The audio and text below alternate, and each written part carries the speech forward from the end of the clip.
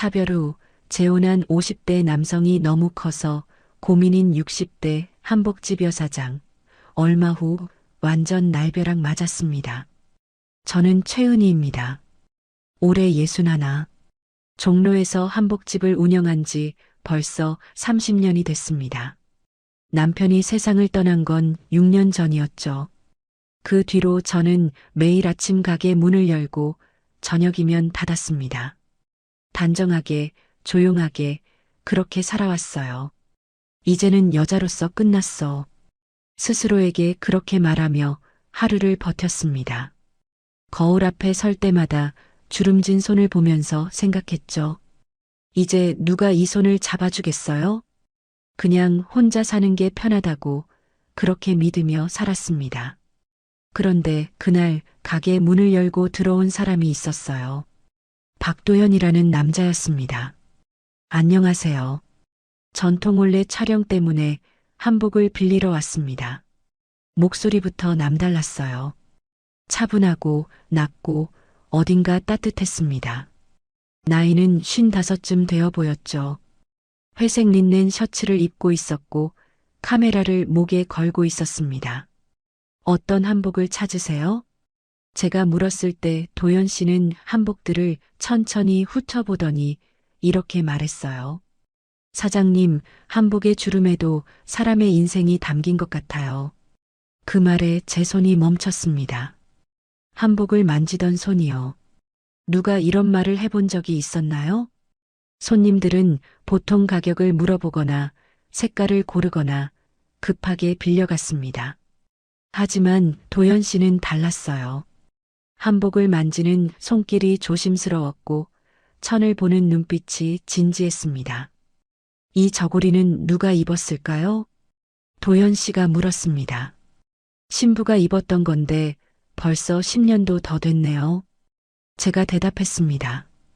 그 신부는 지금 행복할까요? 갑자기 가슴이 먹먹해졌어요. 왜 이런 질문을 하는 걸까요? 글쎄요. 행복하길 바라죠. 그렇게 대답하는 제 목소리가 떨렸습니다. 도연 씨는 한복을 골라 대여 절차를 밟았어요.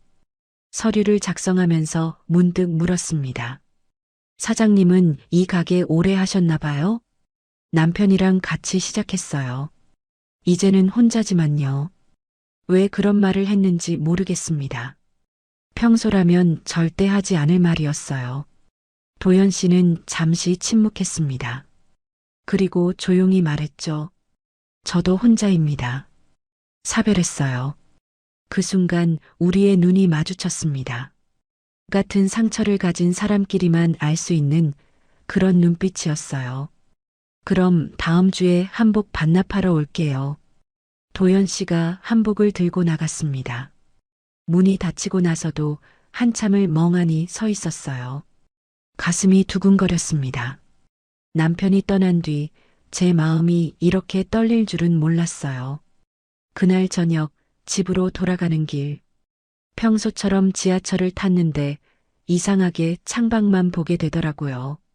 한복의 주름에도 인생이 담긴 것 같다. 그 말이 계속 귓가에 맴돌았습니다. 한복을 만지며 살아온 제 30년. 그 시간을 누군가 이해해준다는 게 낯설고도 따뜻했어요. 집에 도착해서 거울을 봤습니다. 주름진 얼굴, 힘없는 눈빛.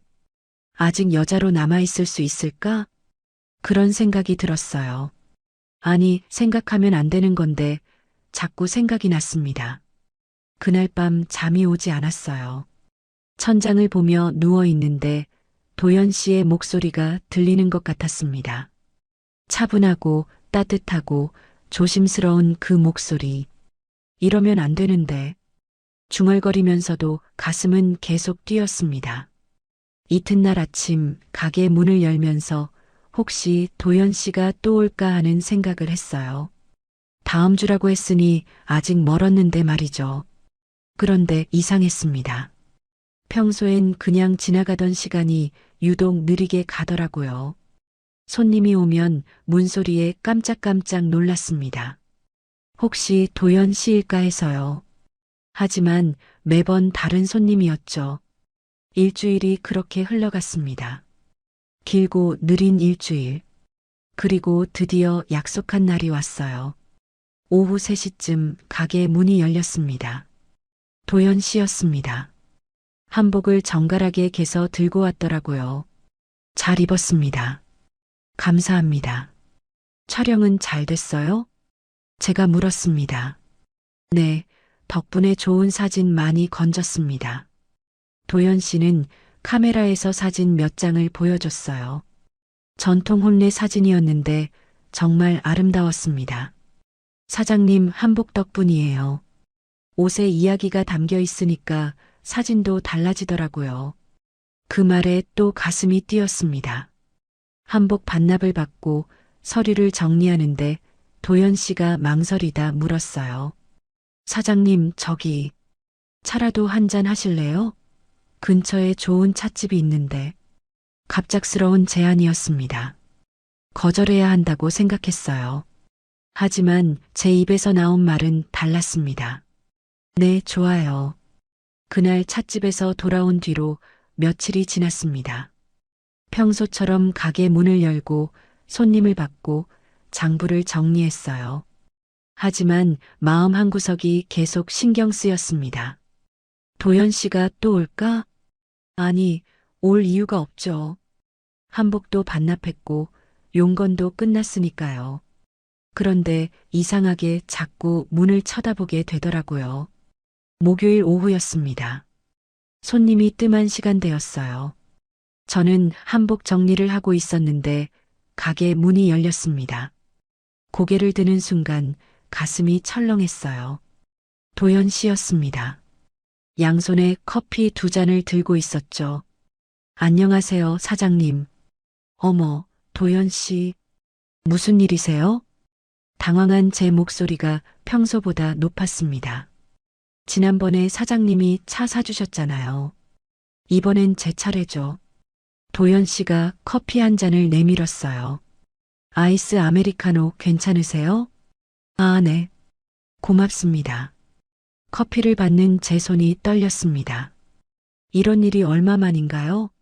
누군가 저를 위해 뭔가를 가져온 게. 도연 씨는 가게 안을 둘러보더니 물었습니다. 손님 기다리시는 거 아니면 잠깐 앉아서 드셔도 될까요? 네, 괜찮아요. 저는 가게 안쪽 작은 탁자를 가리켰습니다. 평소 장부 정리할 때 쓰는 자리였죠. 2사람이 마주 앉았습니다. 어색했어요. 커피를 한 모금 마시면서 저는 생각했습니다. 이 사람은 왜 온 걸까? 정말 커피를 사려고 온 걸까? 요즘 어떻게 지내세요? 도연 씨가 먼저 말을 꺼냈습니다. 늘 그렇죠. 가게 지키고 집 가고 매일 혼자 하시니 힘드시겠어요. 익숙해졌어요. 6년이나 됐으니까요. 그렇게 대답했지만 목소리가 조금 떨렸습니다. 도연 씨는 커피를 한 모금 마시고 천천히 말했어요. 저도 비슷해요. 혼자 사는 게 익숙해졌다고 생각했는데 가끔은 그게 아니더라고요. 무슨 뜻이에요? 익숙해진 게 아니라 그냥 참고 있던 거였어요. 그 말에 가슴이 찡했습니다. 맞아요. 저도 그랬으니까요.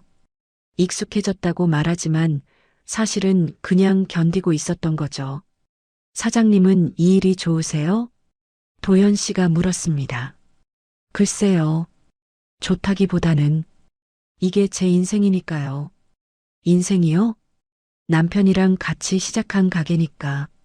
이걸 지키는 게 남편한테 지킬 수 있는 마지막 약속 같은 거예요. 말하다 보니 목이 메었습니다.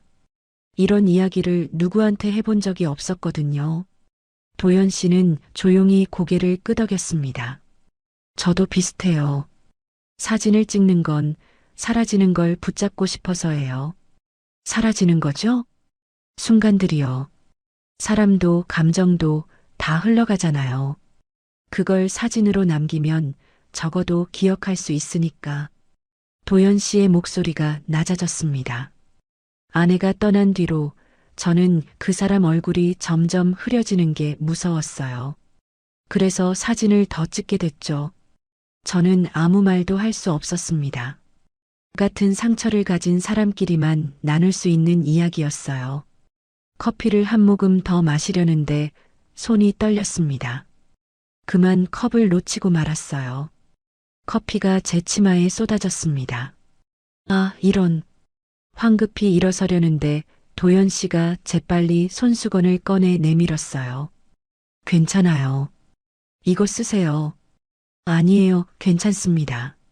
제 것도 흘렸어요. 그러니까 쓰세요. 도연 씨가 손수건을 제 손에 쥐어줬습니다. 그 순간이었어요. 우리 손끝이 살짝 닿았죠. 심장이 멈춘 것 같았습니다. 아니, 너무 빠르게 뛰었어요.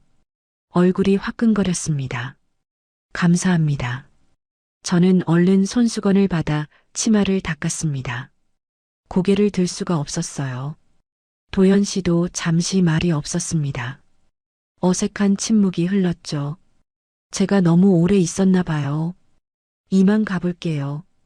도연 씨가 일어서며 말했습니다. 아, 네. 커피 고마웠어요. 손수건은 다음에 드릴 때 주세요. 네. 다시 올게요. 그때 받을게요. 도연 씨가 미소 지으며 가게를 나갔습니다. 문이 닫히고 저는 한참을 그 자리에 서 있었어요. 손에 든 손수건을 내려다봤습니다. 하얀 천에 조그맣게 자수가 놓여 있었어요. 도, 현, 손으로 짠 손수건이었습니다. 누가 만들어준 걸까요? 어머니일까 아니면 돌아가신 부인일까? 손수건을 코에 가져다 댔습니다. 은은한 섬유유연제 향이 났어요. 따뜻하고 깨끗한 냄새. 가슴이 또 뛰었습니다. 저는 그 손수건을 접어서 서랍 안에 넣었습니다. 한참을 서랍을 보다가 중얼거렸죠. 괜히 마음이 흔들리네. 그날 저녁 집으로 돌아가는 길. 커피 맛이 아직도 입안에 남아있는 것 같았어요. 아니, 커피 맛이 아니었습니다. 도연 씨와 나눈 대화들. 그 말들이 제 하루를 버티게 했어요. 사라지는 걸 붙잡고 싶어서 사진을 찍는다. 그 말이 자꾸 떠올랐습니다. 저도 그랬나 봐요.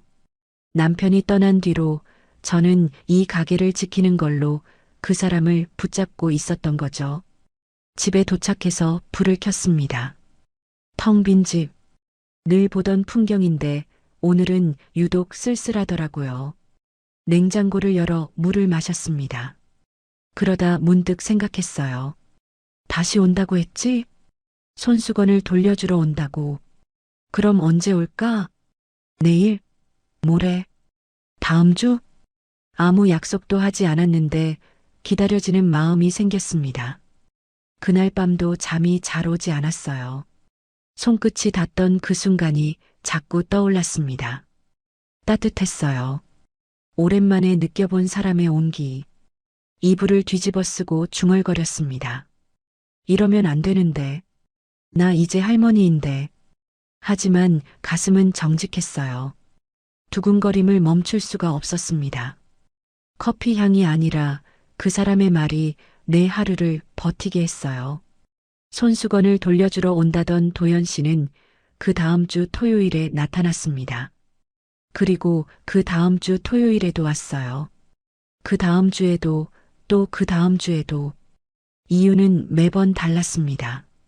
사진 전시회 포스터 보여드리려고요. 근처 지나다가 들렀어요. 한복 자료 좀 여쭤보려고요. 하지만 저는 알았어요. 도연 씨가 진짜로 원하는 건 따로 있다는 걸. 저도 마찬가지였죠. 토요일만 되면 아침부터 마음이 설렜습니다. 평소보다 옷을 신경 써서 입었고 머리도 단정하게 빗었어요. 이러는 게 우스운데.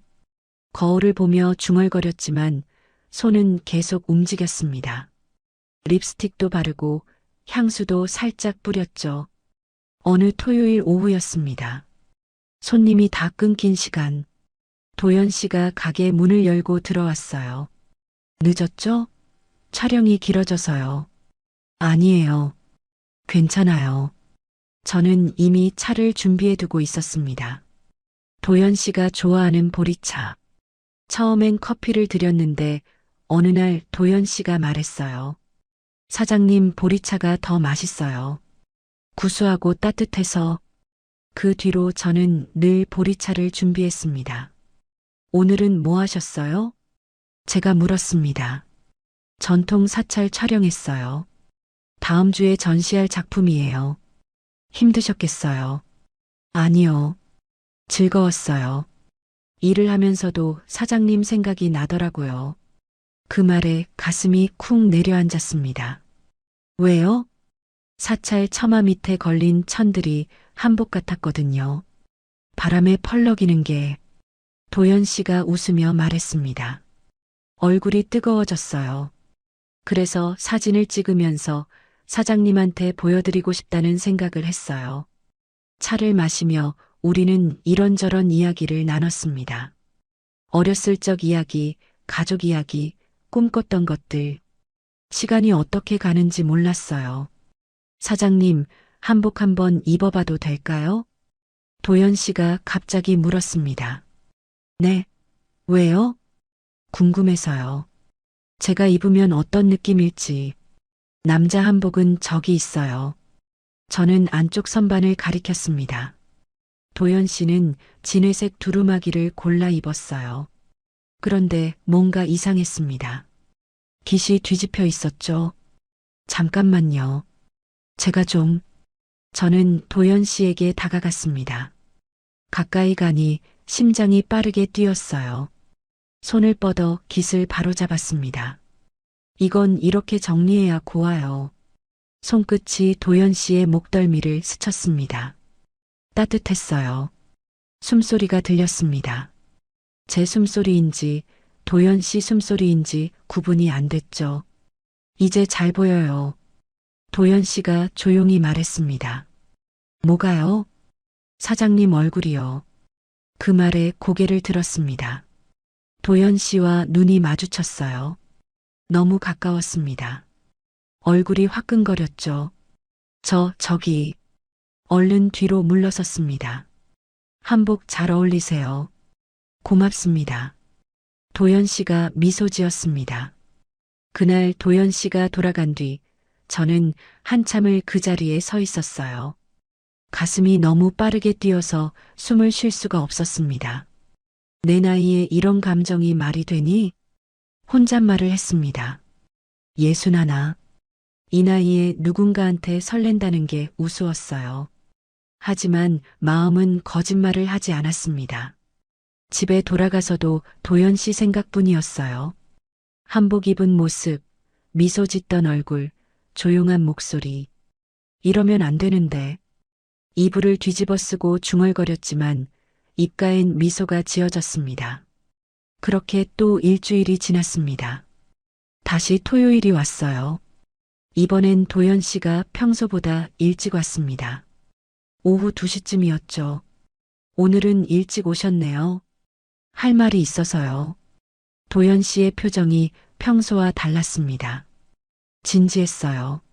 무슨 일이세요? 갑자기 불안해졌습니다. 혹시 이제 안 오겠다는 말을 하려는 건 아닐까? 은희 씨. 처음으로 도연 씨가 제 이름을 불렀습니다. 네. 저 사장님 좋아합니다. 시간이 멈췄습니다. 귀를 의심했어요. 뭐라고요? 좋아합니다. 처음 뵀을 때부터요. 도연 씨가 천천히 말을 이었습니다. 한복집 문을 열고 들어갔을 때 사장님이 한복을 정리하고 계셨죠. 그 모습이 너무 아름다웠어요. 도연 씨, 저는 아내가 떠난 뒤로 다시는 사랑하지 않겠다고 생각했어요. 혼자 사는 게 편하다고 믿었죠. 도연 씨의 목소리가 떨렸습니다. 하지만 사장님을 만나고 나서 알았어요. 제가 외로웠다는 걸, 누군가와 이야기하고 싶었다는 걸. 저는 아무 말도 할 수 없었습니다. 사장님은 어떠세요? 저한테 조금이라도 마음이 있으세요? 도연 씨가 물었습니다. 눈빛이 간절했어요. 제 입술이 떨렸습니다. 저는 말이 나오지 않았습니다. 마음은 이미 정해져 있었는데 입이 떨어지지 않았어요. 괜찮아요. 부담 가지지 마세요. 저는 그냥 제 마음을 전하고 싶었어요. 도연 씨가 조용히 말했습니다. 천천히 생각하세요. 저는 기다릴 수 있어요. 그날 밤 집으로 돌아온 저는 잠을 이룰 수가 없었습니다. 도연 씨의 고백이 계속 귓가에 맴돌았어요. 좋아합니다. 그 말이 자꾸 들렸습니다. 거울 앞에 섰어요. 주름진 얼굴, 처진 눈가. 이런 나를 좋아한다고? 믿기지 않았습니다. 하지만 동시에 가슴이 뜨거워졌어요. 누군가 저를 여자로 봐준다는 게, 좋아한다고 말해준다는 게, 나도 좋아해요. 거울을 보며 중얼거렸습니다. 처음엔 작은 목소리였지만 점점 커졌어요. 나도 도연 씨가 좋아요. 눈물이 났습니다. 남편이 떠난 뒤로 느껴보지 못한 감정, 설렘, 떨림, 기대, 모든 게 돌아왔어요. 사랑이 늦게 오면 안 되나요? 거울 속 제 자신에게 물었습니다. 예순하나는 너무 늦은 나이인가요? 다시 사랑해도 되는 건가요? 하지만 가슴은 이미 답을 알고 있었습니다. 늦은 건 없어요. 진심이라면 언제라도 괜찮아요. 다음 날 아침 저는 도연 씨에게 문자를 보냈습니다. 저도 도연 씨가 좋습니다. 천천히, 우리 천천히 시작해봐요. 손이 떨려서 몇 번이나 지우고 다시 썼어요. 전송 버튼을 누르는 순간 심장이 터질 것 같았습니다. 얼마 지나지 않아 답장이 왔어요. 고맙습니다. 은희 씨, 천천히 우리 속도대로 가요. 그 문자를 보며 저는 웃었습니다. 오랜만에 진짜 웃음이었어요. 그렇게 우리는 1년을 만났습니다. 매주 토요일마다 만나서 차를 마시고 이야기를 나눴어요. 가끔은 함께 밥을 먹고 산책도 했습니다. 천천히, 정말 천천히 가까워졌죠. 어느 날 도연 씨가 물었어요. 은희 씨, 저랑 결혼해 주시겠어요?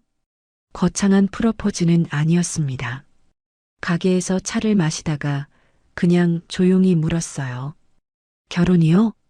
네. 우리 이제 함께 살아요. 더 이상 혼자 외롭게 살지 말고요. 도연 씨의 눈빛이 진지했습니다. 저는 한참을 생각했어요. 결혼. 다시 한다는 게 두려웠습니다. 하지만 도연 씨와 함께라면 괜찮을 것 같았어요. 네, 좋아요. 제 대답에 도연 씨가 환하게 웃었습니다. 고맙습니다, 은희 씨. 우리는 조용히 재혼했습니다. 화려한 결혼식은 하지 않았어요. 구청에 가서 서류에 도장을 찍고 간단한 식사를 했습니다. 이 나이에 무슨 결혼식이에요?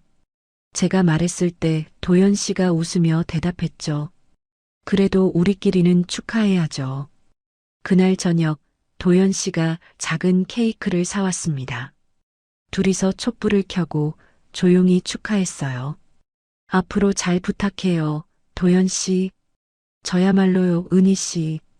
우리는 서로를 보며 웃었습니다. 결혼 후 우리는 함께 살 집을 알아봤어요.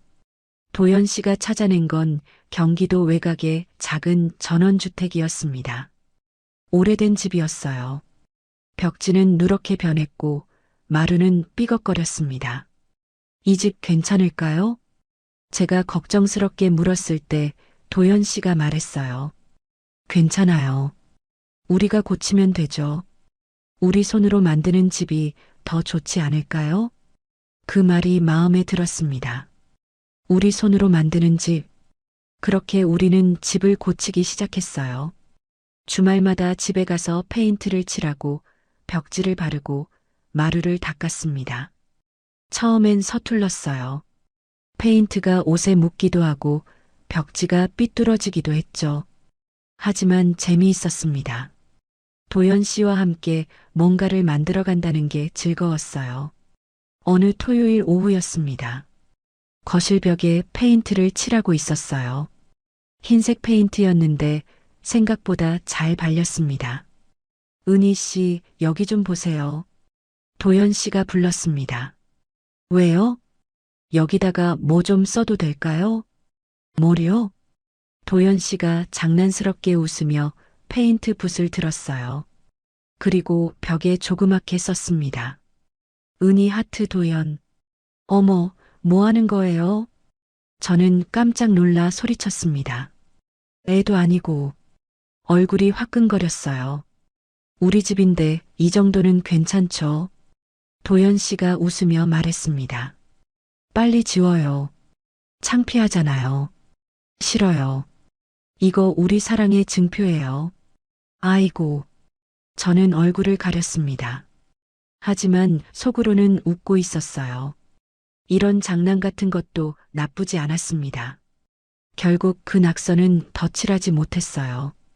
도연 씨가 계속 막았거든요. 이거 지우면 저 삐칩니다. 그럼 어떡해요? 그냥 두세요. 나중에 벽지 바르면 어차피 안 보여요. 도연 씨의 말대로 나중에 벽지를 발랐습니다. 하지만 그 벽만큼은 벽지를 바르지 않았어요. 그냥 하얀 페인트 칠한 채로 두었습니다. 은희 하트 도연이라는 글씨와 함께요. 집을 고치는데 2달이 걸렸습니다. 마침내 이사하는 날이 왔어요. 짐이 많지 않았습니다. 저는 한복집에서 필요한 것들만 가져왔고 도연 씨도 마찬가지였죠. 자, 이제 우리 집이네요. 도연 씨가 현관문을 열며 말했습니다. 우리 집. 그 말이 참 좋았어요. 더 이상 혼자가 아니라는 것. 누군가와 함께하는 공간이 생겼다는 것. 이사한 첫날 밤, 우리는 거실에 앉아 라면을 끓여 먹었습니다. 첫날인데 라면이라니 미안해요. 제가 말했을 때 도연 씨가 웃었어요. 이게 제일 맛있어요. 우리 집에서 먹는 첫 끼니잖아요. 맞아요. 우리 집에서 먹는 첫 끼니. 라면이었지만 특별했습니다. 며칠 뒤 비가 쏟아지는 날이 있었어요. 장대비였습니다. 집에 있는데 갑자기 물방울이 뚝 떨어졌어요. 고개를 들어보니 천장에서 물이 새고 있었습니다. 도연 씨, 비세요. 어디요? 도연 씨가 달려왔습니다. 저기요. 저기. 아, 진짜네. 지붕 수리를 더 했어야 했는데. 우리는 황급히 대야를 갖다 놨어요. 물방울이 대야에 떨어지며 똑똑 소리를 냈습니다. 우리 집, 비 새네요. 제가 한숨을 쉬며 말했습니다. 그래도 이 집 좋죠? 도연 씨가 웃으며 물었어요. 저는 도연 씨를 봤습니다. 비가 새는 집, 완벽하지 않은 집. 하지만 우리가 함께 만든 집. 네, 좋아요. 저는 미소 지으며 대답했습니다. 다음 주에 지붕 고치면 돼요. 괜찮아요. 그럼 그때까지는 비 올 때마다 대야 갖다 놓아야겠네요. 그것도 추억이죠. 도연 씨가 제 손을 잡았습니다. 따뜻했어요. 우리는 나란히 서서 비가 새는 천장을 봤습니다. 똑똑 떨어지는 물소리, 창밖으로 쏟아지는 빗소리. 이상하게 평화로웠어요.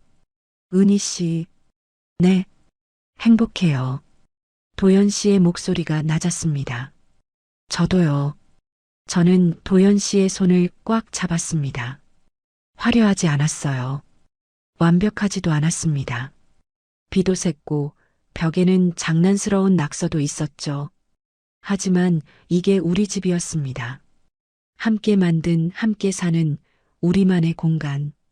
그날 밤 잠들기 전 저는 생각했어요. 행복이 뭔지 이제 알 것 같다고. 거창한 게 아니라 이렇게 소소한 순간들. 누군가와 함께 비 새는 천장을 보며 웃을 수 있는 것. 그게 바로 행복이더라고요. 도연 씨, 자요. 네, 잘 자요. 은희 씨. 우리는 손을 잡고 잠들었습니다. 처음으로 혼자가 아닌 밤. 외롭지 않은 밤. 우리 집에서 맞는 따뜻한 밤이었어요. 다음 날 아침 일어나니 비가 그쳤습니다. 창문을 열자 상쾌한 공기가 들어왔어요. 작은 마당에 심은 꽃들이 빗물을 머금고 있었습니다. 은희 씨, 커피 타줄까요? 부엌에서 도연 씨의 목소리가 들렸어요. 네, 좋아요. 저는 웃으며 대답했습니다. 화려하지 않아도 괜찮았어요. 완벽하지 않아도 좋았습니다. 이렇게 따뜻한 사랑, 이렇게 평범한 일상, 그게 바로 우리가 원하던 거였으니까요. 우리 집이 생긴 날, 두 번째 인생이 시작된 날, 저는 그날을 평생 잊지 못할 것 같습니다. 함께 사는 게 행복했습니다. 아침에 눈을 뜨면 옆에 도연 씨가 있었고, 저녁이면 함께 밥을 먹었어요. 소소한 일상들이 전부 특별했습니다. 하지만 며칠이 지나면서 새로운 불안이 찾아왔어요. 부부로 산다는 것. 그건 단순히 함께 밥을 먹고 잠을 자는 게 아니잖아요. 더 깊은 관계가 필요했습니다. 그게 두려웠어요. 남편이 세상을 떠난 지 6년. 그 시간 동안 저는 여자로서의 감정을 완전히 잊고 살았습니다. 이제 와서 다시 시작한다는 게 쉽지 않았어요. 특히 도연 씨는 저보다 어렸습니다. 55. 저보다 6살이나 어렸죠. 나 같은 늙은 여자랑 도연 씨가 괜찮을까? 밤마다 그런 생각이 들었어요. 주름진 몸, 탄력 없는 피부, 거울을 볼 때마다 한숨이 나왔습니다. 어느 날 밤이었습니다. 도연 씨가 제 손을 잡았어요. 은희 씨, 네, 우리, 이제, 도연 씨의 목소리가 떨렸습니다. 저도 알았어요. 무슨 말을 하려는지. 심장이 빠르게 뛰었습니다. 두려움이 밀려왔어요. 도연 씨, 저는 말을 꺼내려는데 목이 메었습니다. 괜찮아요. 천천히요. 도연 씨가 제 손을 꽉 잡았습니다. 하지만 저는 솔직해지기로 했어요. 도연 씨가 너무 커서 얼굴이 화끈거렸습니다. 이런 이야기를 입 밖에 낸다는 게 너무 부끄러웠어요. 솔직히 두렵고 부끄러워요. 제 목소리가 떨렸습니다. 저는 이제 늙었잖아요. 몸도 예전 같지 않고 도연 씨한테 실망만 드릴 것 같아요. 눈물이 났습니다. 왜 이렇게 약한지 모르겠어요. 도연 씨는 한참을 말이 없었습니다. 그러더니 조용히 말했어요. 은희 씨, 제가 서둘렀나 봐요. 미안해요. 아니에요. 도연 씨 잘못이 아니에요. 아니에요. 제가 은희 씨 마음을 먼저 헤아렸어야 했는데, 도연 씨가 제 손을 더 꽉 잡았습니다. 우리 천천히 해요. 은희 씨가 편할 때까지요. 그 말에 조금 안도했습니다. 하지만 여전히 마음이 무거웠어요. 며칠이 지났습니다.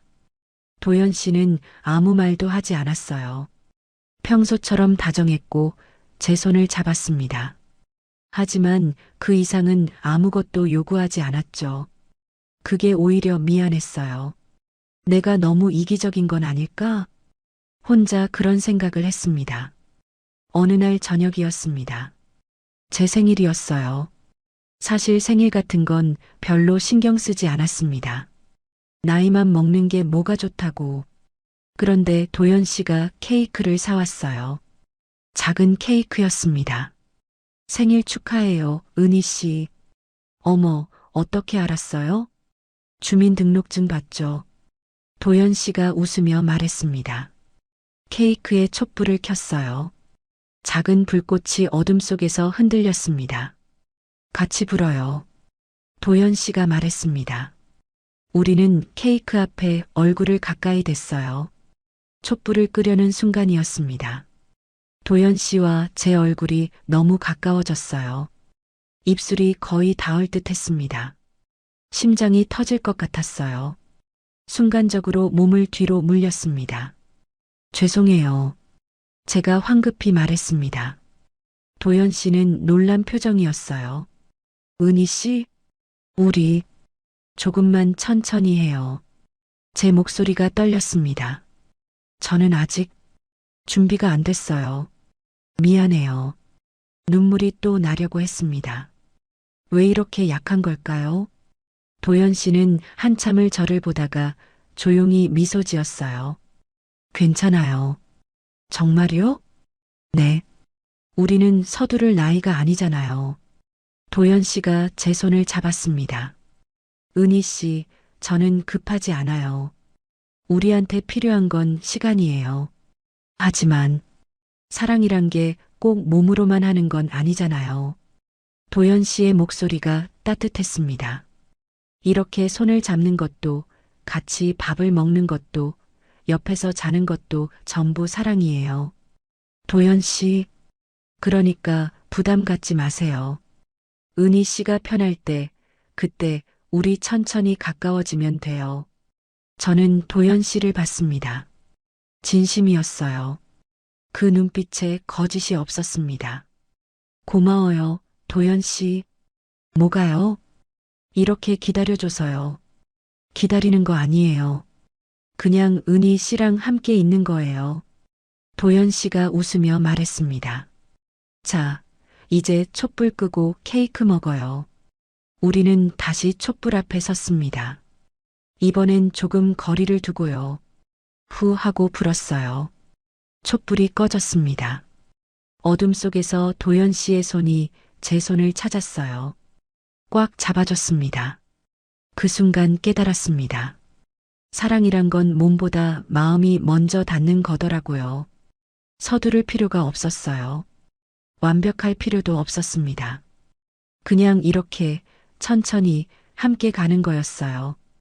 케이크를 먹으면서 도연 씨가 물었습니다. 소원 빌었어요? 네. 뭐 빌었어요?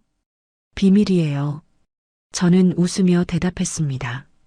사실 소원은 간단했어요. 도연 씨랑 오래오래 행복하게 살기. 그게 전부였습니다.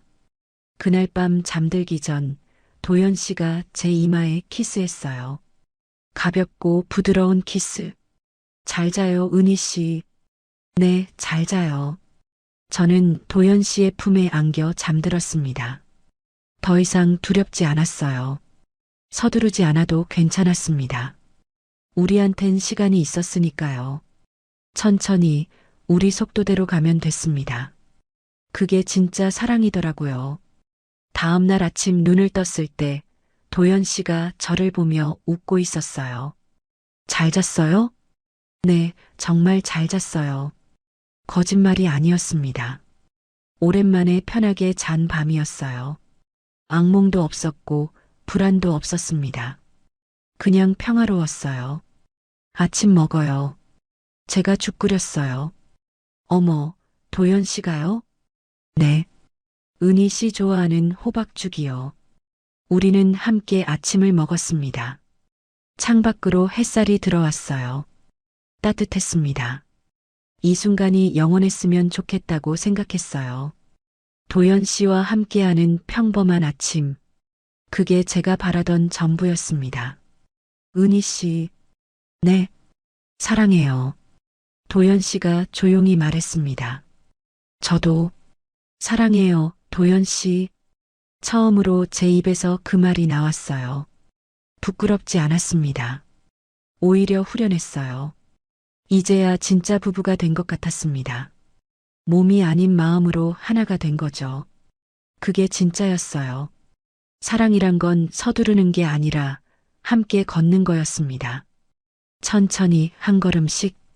그렇게 우리는 가까워지고 있었어요. 평화로운 날들이 이어졌습니다. 도연 씨와 저는 천천히 가까워졌어요. 아침마다 함께 커피를 마시고 저녁이면 산책을 했습니다. 손을 잡고 걷는 게 이렇게 행복한 줄 몰랐어요. 이대로 영원했으면 좋겠다. 그런 생각을 했습니다. 하지만 평화는 오래가지 않았어요. 어느 수요일 오후였습니다. 한복집에 손님이 별로 없는 날이었죠. 저는 한복 정리를 하고 있었어요. 그때 가게 문이 열렸습니다. 처음 보는 여자였어요. 쉰 초반쯤 되어 보이는 단정한 옷차림의 여성. 짙은 버건디색 블라우스를 입고 있었습니다. 어서 오세요. 제가 인사했습니다. 혹시 최은희 사장님이세요? 여자가 물었어요. 네, 그런데요. 저는 박지연이라고 합니다. 도연 씨, 박도연 씨 아시죠? 그 순간 심장이 철렁 내려앉았습니다. 박지연, 도연 씨의 전 부인. 아, 네. 겨우 대답했습니다. 도연 씨 어디 계세요? 연락이 안 되네요. 집에 계실 거예요. 무슨 일이신데요? 제 목소리가 떨렸습니다. 그때 이야기 정리 좀 해야 서류 문제가 남아 있어서요. 박지연의 목소리는 차분했어요. 하지만 눈빛이 예사롭지 않았습니다. 그건 도연 씨한테 직접 연락하시는 게 이미 했어요. 오늘 저녁에 만나기로 했거든요. 그 말에 가슴이 무너졌습니다. 도연 씨가 아무 말도 안 했어요. 전 부인을 만난다는 말을. 아, 그러셨군요. 실례했어요. 그냥 확인차 들렀어요. 박지연이 가게를 나갔습니다. 문이 닫히고 저는 그 자리에 서 있었어요. 손이 떨렸습니다. 왜 말을 안 한 걸까요? 왜 숨긴 걸까요? 불안이 밀려왔습니다. 그날 저녁 도연 씨는 늦게 들어왔어요. 8시가 넘어서였습니다. 늦어서 미안해요. 일이 좀 있었어요. 무슨 일이었어요? 제가 물었습니다. 그냥 사진 전시 관련해서요. 도연 씨가 대답했어요. 거짓말이었습니다. 박지연 씨를 만났으면서 왜 말을 안 하는 걸까요? 저녁 드셨어요? 네, 밖에서 먹었어요. 그래요. 더 이상 물을 수가 없었습니다. 목이 막혔어요. 도연 씨는 샤워를 하러 갔습니다. 저는 거실에 홀로 앉아 있었어요. 가슴이 답답했습니다. 그때 도연 씨 휴대폰에서 알림음이 울렸어요. 테이블 위에 놓인 휴대폰. 보면 안 된다는 걸 알았습니다. 하지만 손이 저절로 움직였어요. 화면을 봤습니다. 문자 한 통이 와 있었어요. 발신자는 박지연. 오늘 고마웠어요. 역시 당신은 따뜻하네요. 그 문장을 보는 순간 세상이 무너졌습니다. 역시 당신은 따뜻하다. 그 말이 머릿속에서 맴돌았어요. 도연 씨는 저한테만 따뜻한 게 아니었어요. 전 부인한테도 여전히 따뜻했던 거죠. 눈물이 났습니다. 샤워실에서 물소리가 들렸어요. 저는 조용히 일어났습니다. 가방을 들고 옷을 챙겼어요. 역시 사람은 변하지 않네. 중얼거리며 짐을 쌌습니다. 현관문을 열려는데 도연 씨가 나왔어요. 은희 씨, 어디 가요? 잠깐 나갔다 올게요. 이 시간에요? 뭔가 있어요? 도연 씨가 다가왔습니다. 아무것도 아니에요. 고개를 돌렸습니다.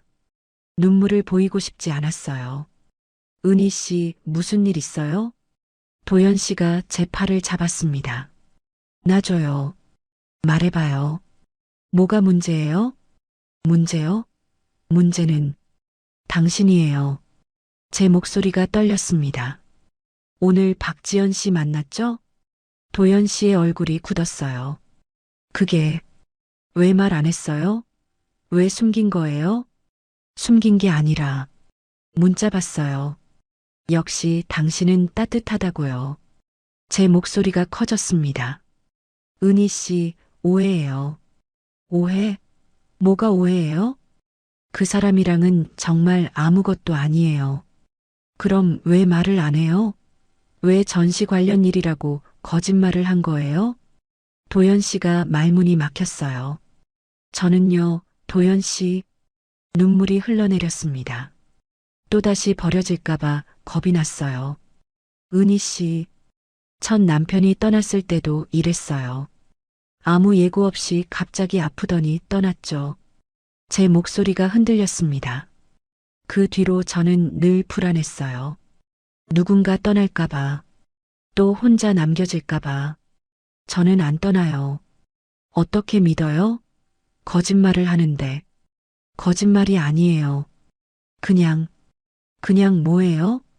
도연 씨는 한참을 말이 없었습니다. 그 침묵이 더 무서웠어요. 저 갈게요. 저는 현관문을 열었습니다. 은희 씨, 제발. 혼자 있고 싶어요. 문을 닫고 나왔습니다. 뒤에서 도연 씨가 부르는 소리가 들렸지만 돌아보지 않았어요. 택시를 타고 친구 집으로 갔습니다. 평소 친하게 지내던 한복집 사장님 집이었어요. 은희야, 무슨 일이야? 친구가 놀라며 물었습니다. 언니, 나 좀 재워줘. 그렇게 말하고 눈물이 터졌어요. 친구는 아무 말 없이 저를 안아줬습니다. 그날 밤 잠을 이룰 수 없었어요. 도연 씨 얼굴이 자꾸 떠올랐습니다. 당황하던 표정, 말을 못하던 모습. 내가 너무한 걸까? 그런 생각도 들었어요. 하지만 동시에 화가 났습니다. 왜 말을 안 한 거죠? 왜 전 부인을 만나면서 저한테는 비밀로 한 거예요? 뭔가 숨길 게 있었던 거 아닌가요? 휴대폰이 계속 울렸습니다. 도연 씨의 전화였어요. 받고 싶지 않았습니다. 하지만 10번째 전화가 왔을 때 결국 받았어요. 은희 씨, 제발 집에 와요. 도연 씨의 목소리가 떨렸습니다. 싫어요. 제발, 이야기 좀 해요. 할 이야기 없어요. 있어요. 제발. 도연 씨의 목소리에 눈물이 섞여 있었어요. 하지만 저는 전화를 끊었습니다. 더 이상 듣고 싶지 않았어요. 친구가 차를 가져다 줬습니다. 은희야, 남편분 말도 들어봐. 언니는 몰라. 나 진짜 무서웠어. 무서워? 또 혼자 남겨질까봐. 또 버려질까봐. 제 목소리가 떨렸습니다. 남편이 떠난 뒤로 나는 늘 그게 무서웠어. 누군가 곁에 있다가 갑자기 사라지는 게. 그래서 도연 씨한테 화가 난 거야? 거짓말을 했잖아. 전 부인을 만났으면서. 혹시 말 못할 사정이 있는 거 아닐까? 무슨 사정이 그렇게 중요해서 나한테 숨겨야 해? 친구는 한숨을 쉬었습니다. 은희야, 도연 씨 정말 널 사랑하는 것 같던데. 사랑한다면서 거짓말을 해? 사람은 완벽하지 않아. 실수도 하고 말 못할 때도 있지. 친구의 말이 마음에 걸렸어요. 하지만 인정하고 싶지 않았습니다. 그날 밤도 잠들지 못했어요. 도연 씨 생각만 났습니다. 지금 뭐 하고 있을까? 혼자 집에서 기다리고 있을까? 가슴이 아팠어요. 하지만 돌아갈 수 없었습니다. 아직은 아니었어요. 나는 또다시 버려질까봐 겁이 났어요. 친구 집에서 사흘이 지났습니다. 도연 씨한테서 전화가 계속 왔지만 받지 않았어요. 문자도 수십 통 왔습니다. 하나하나 읽었지만 답장은 하지 않았어요. 은희 씨, 오해해요. 제발 만나요. 당신 없으면 안 돼요. 문자를 볼 때마다 가슴이 아팠습니다. 하지만 여전히 화가 났어요. 왜 처음부터 솔직하지 않았을까요? 나흘째 되던 날 친구가 말했습니다. 은희야, 가게는 어떡할 거야? 아, 한복집을 완전히 잊고 있었어요. 오늘이라도 가야 하지 않을까? 친구의 말이 맞았습니다. 손님들이 기다리고 있을 거예요. 알았어. 오늘 갈게. 저는 무거운 마음으로 가게로 향했습니다. 종로 골목길. 익숙한 풍경이었어요. 가게가 보이는 순간 심장이 뛰었습니다. 가게 앞에 누군가 서 있었어요. 도연 씨였습니다. 수염이 자라 있었고 옷도 구겨져 있었어요. 며칠 동안 제대로 씻지 못한 것 같았습니다. 은희 씨, 도연 씨가 저를 보자마자 달려왔어요. 여기서 뭐해요? 제가 차갑게 물었습니다. 기다렸어요. 매일 여기 왔어요. 매일요? 네. 은희 씨 볼 수 있을까 해서 도연 씨의 목소리가 떨렸습니다. 눈이 충혈되어 있었어요. 들어가요. 밖에서 이러지 말고. 저는 가게 문을 열었습니다. 도연 씨가 따라 들어왔어요. 문을 닫자 침묵이 흘렀습니다. 은희 씨, 제발 제 말 좀 들어봐요. 도연 씨가 먼저 입을 열었습니다. 그날 문자 말이에요. 듣고 싶지 않아요. 들어줘요. 제발. 도연 씨의 눈에 눈물이 고였어요. 처음 보는 모습이었습니다. 그날 지연 씨를 만난 건 맞아요. 그것 봐요. 하지만 은희 씨가 생각하는 거 아니에요. 도연 씨가 휴대폰을 꺼냈습니다. 보세요. 전체 문자 내용이요. 휴대폰을 제 앞에 내밀었어요. 화면을 봤습니다. 박지영과의 문자 내역이 보였어요. 스크롤을 올려 처음부터 읽었습니다.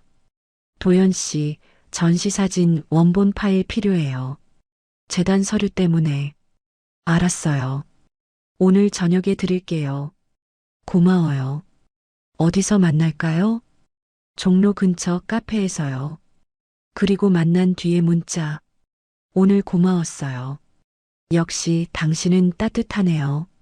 그 다음 도연 씨의 답장이 있었어요. 별 말씀을요. 이제 연락하지 마세요. 저 결혼했어요. 알아요. 행복하세요. 그게 마지막이었습니다. 손이 떨렸어요. 그날 문자, 전시사진 원본 얘기였어요. 도연 씨가 조용히 말했습니다.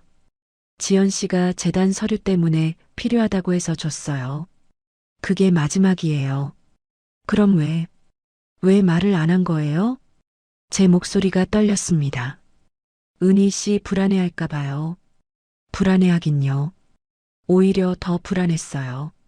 눈물이 났습니다. 거짓말하는 게 더 무서웠어요. 미안해요.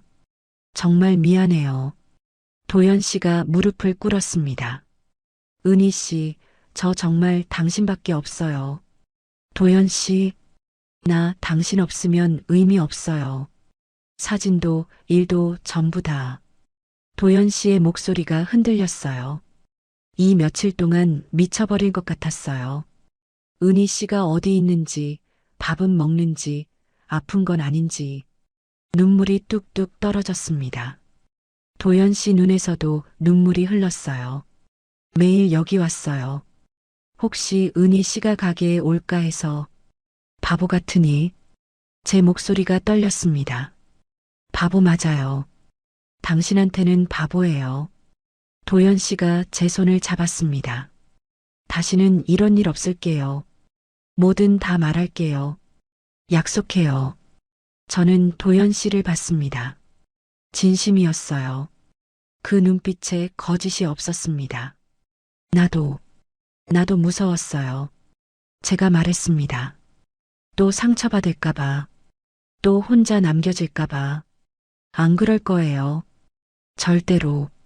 어떻게 확신해요? 확신할 수 없어요. 하지만 최선을 다할 거예요. 은희 씨 곁에 있기 위해서. 도연 씨가 일어나서 저를 안았습니다. 꽉 끌어안았어요. 따뜻했습니다. 저도 도연 씨를 안았어요. 며칠 동안 참았던 눈물이 터져 나왔습니다. 미안해요, 도연 씨. 왜요? 의심해서요. 믿어줘야 했는데. 아니에요.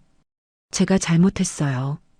우리는 한참을 그렇게 안고 있었습니다. 아무 말도 하지 않았어요.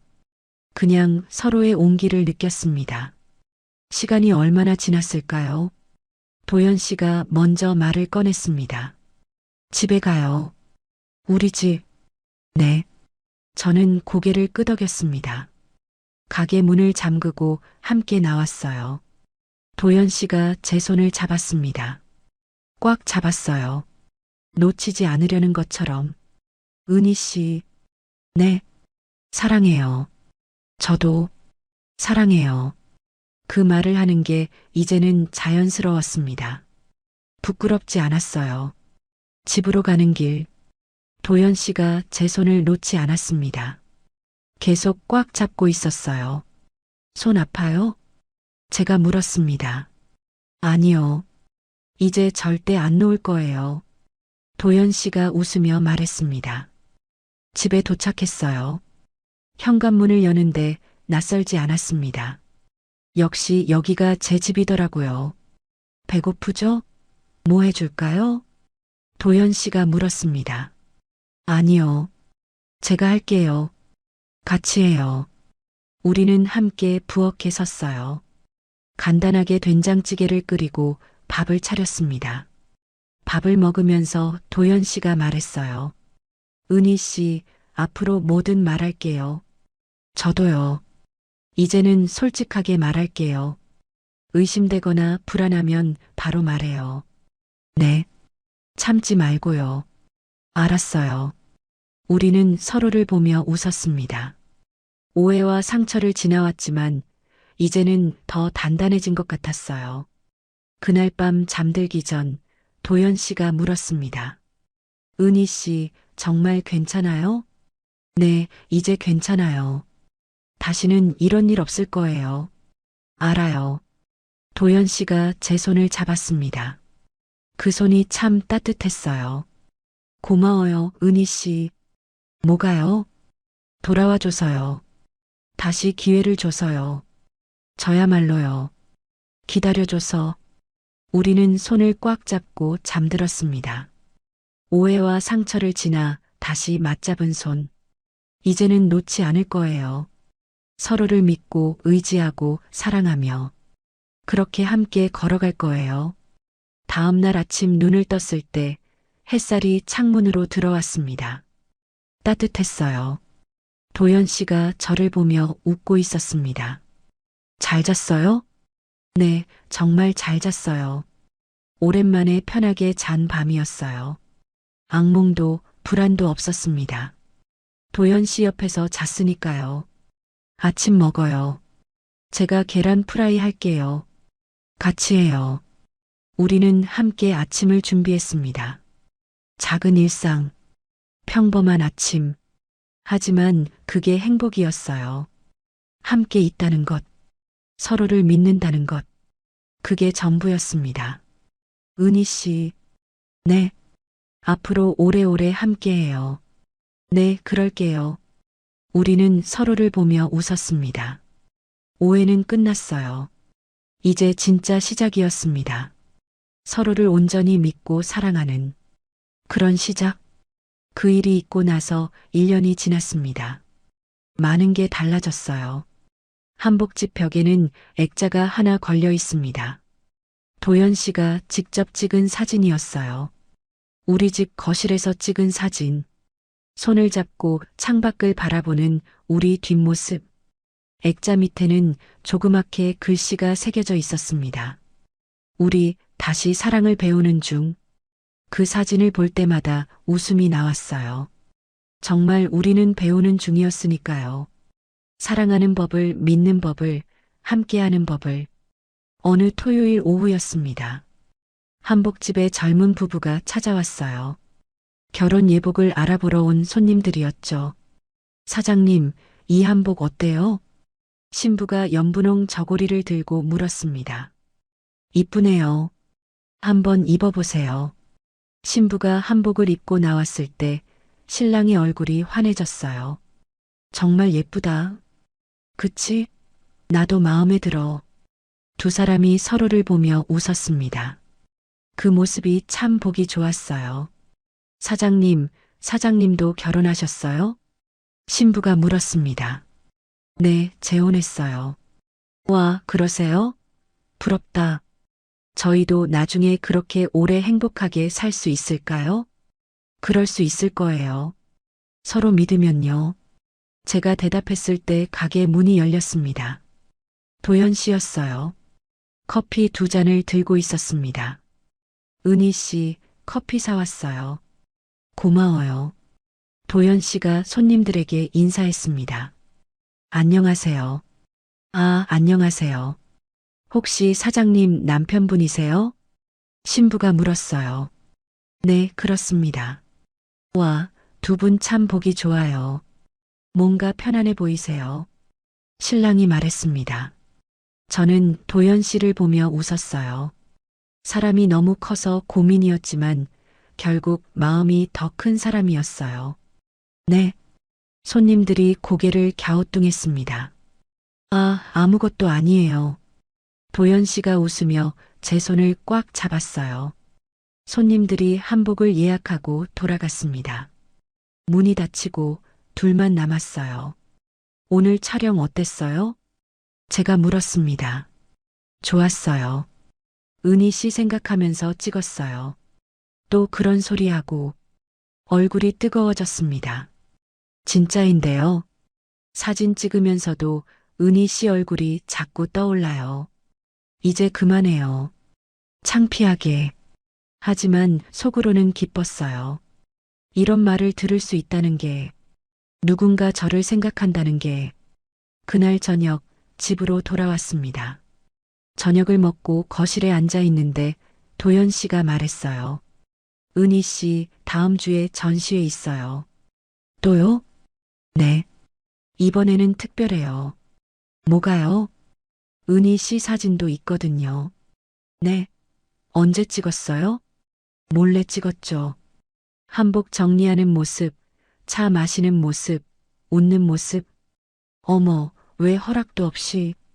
너무 아름다워서요. 그 순간들을 남기고 싶었어요. 도연 씨가 진지하게 말했습니다. 은희 씨는 자기가 얼마나 아름다운지 몰라요. 이제 할머니인데 무슨. 나이는 숫자일 뿐이에요. 은희 씨 표정, 눈빛, 미소. 그게 다 아름다워요.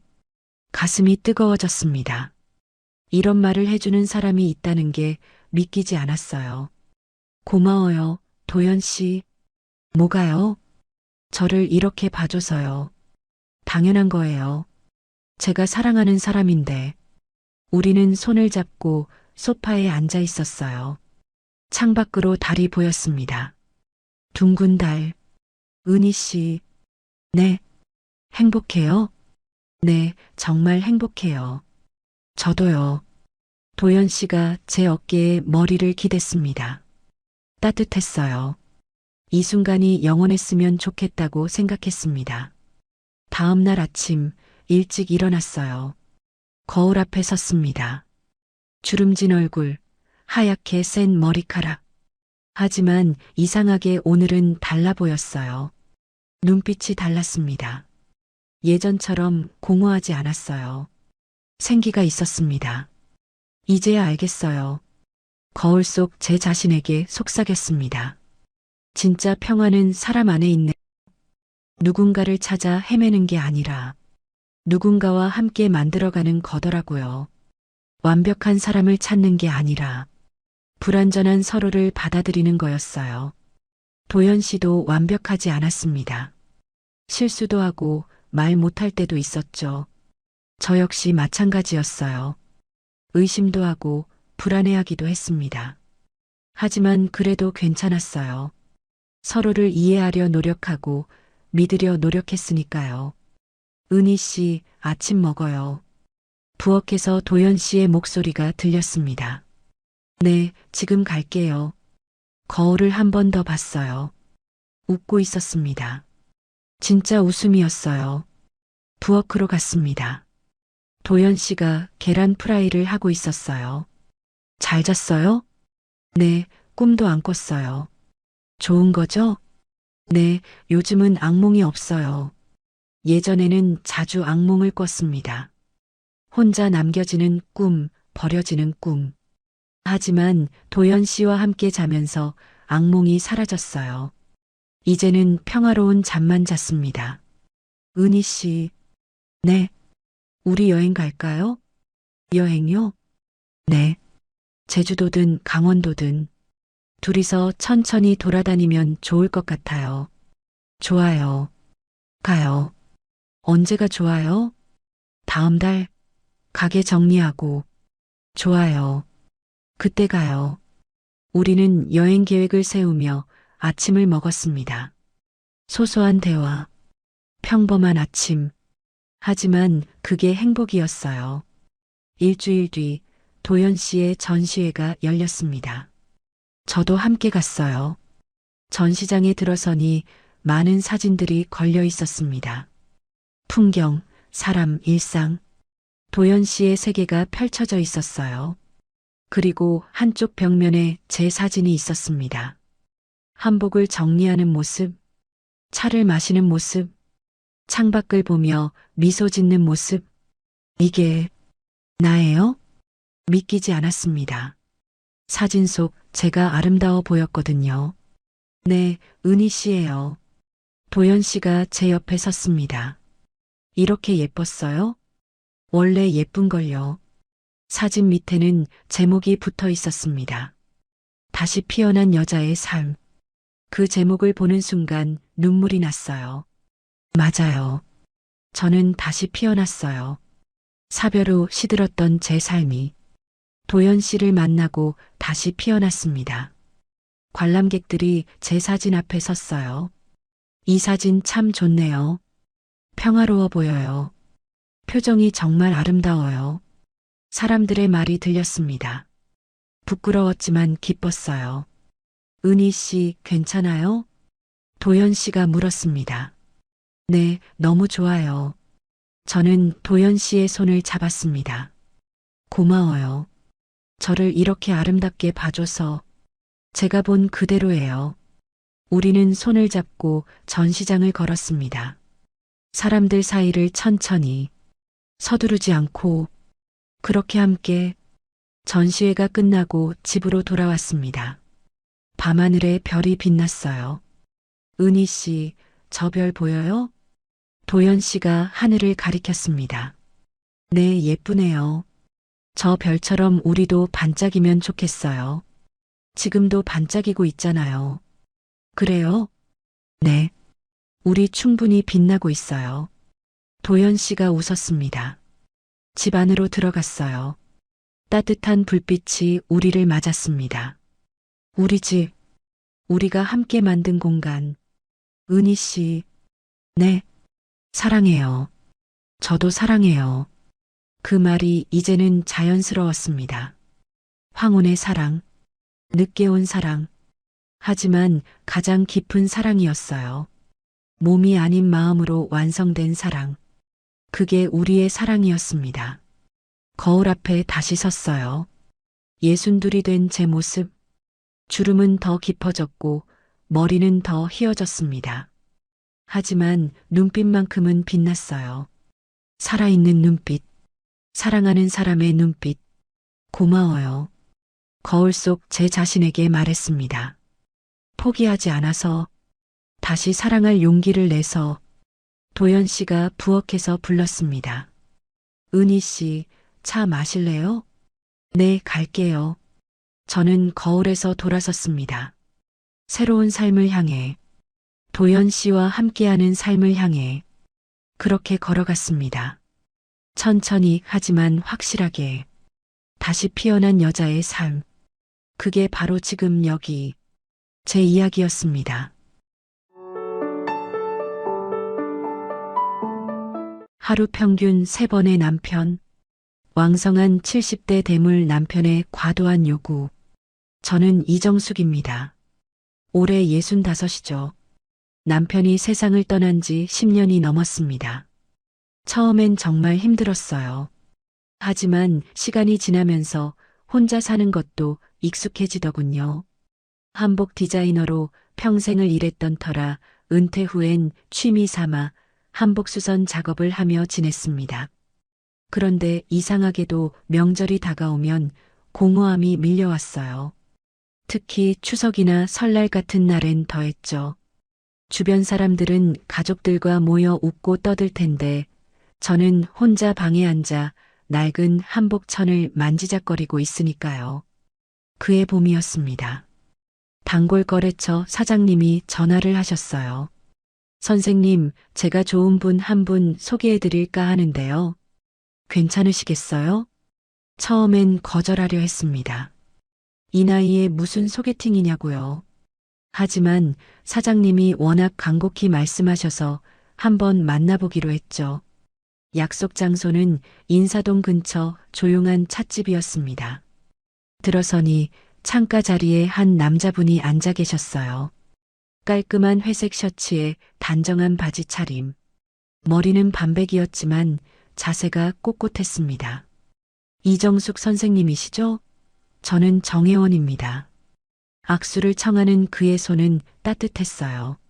목소리도 부드러웠고요. 은퇴한 대학 총무과장입니다. 지금은 집에서 책이나 읽으며 지내고 있죠. 대화를 나누면서 저는 조금씩 마음이 열리는 걸 느꼈습니다. 정혜원 씨는 말투에 교양이 묻어났어요.